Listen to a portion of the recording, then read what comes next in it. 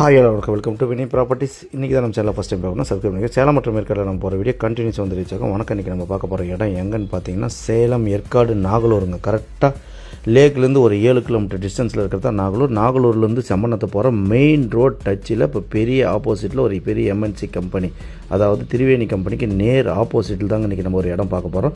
டோட்டலாக 1 ஏக்கர் இருக்குங்க. Double side ரோடுங்க. ஒரு கேட்டட் கம்யூனிட்டிக்குள்ளே இருக்கிற மாதிரி தான், ஆனால் மெயின் ரோட் டச்சு ஃப்ளாட்டுங்க. உங்களுக்கு இன்கேஸ் எனக்கு 1 ஏக்கர் லேண்டு வேணாம் அப்படின்னா 10,000 சதுரடியாகவும் 4 ஃப்ளாட்டாகவும் பிரித்து கொடுக்குறாங்க.